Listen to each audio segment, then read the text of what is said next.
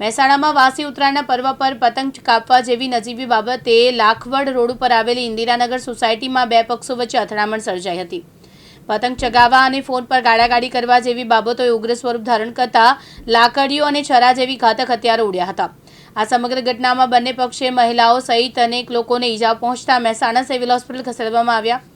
એ division પોલીસે બંને પક્ષોની ફરિયાદના આધારે કુલ 8 શખ્સો સામે ગુનો નોંધી કાયદેસરની કાર્યવાહી હાથ ધરી છે।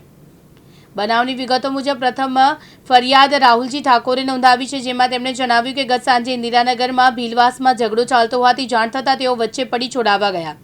તે દરમિયાન રાવળ સમાજના શખ્સોએ ઉશ્કેરાઈને હુમલો કર્યો, જેમાં શિવમ ભરત રાવળે છરા વડે હુમલો કરતા રાહુલજીને માથાના પાછળના ભાગે અને જમણા હાથની કલાઈ પર ગંભીર ઇજાઓ પહોંચી।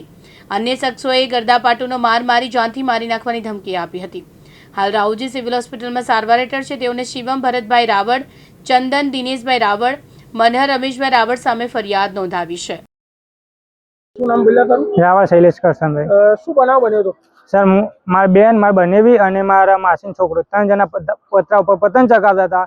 પેટ કપાણે એમાં પેલા સામુ ગાળો દેવા માંડ્યા, એટલે અમે જઈને પૂછ્યું કે ગાળો કોણે દીધી। એટલામાં પેલા બીજા કોકે ભાઈએ ફોન કરીને બોલાવી લીધો કે પેલા બીજાએ ફોન કરીને બોલાવી લીધો, અને પછી પાછળથી પેલા 5 આવ્યા, પાછળથી 25-30નું ટોળું આવ્યું, અને ઘરમાં તોડફોડમાં કુલર તોડ્યું છે, લારી ઊંધી પાડી છે, 3 વ્હીકલો ઊંધા પાડ્યા છે, LED તોડી નાખી છે, ગેસનો બાટલો ગેસની સગડીને નુકસાન કર્યું છે, પછી ઉપર પતરાને નુકસાન કર્યું છે। હવે તમારી માંગ શું છે?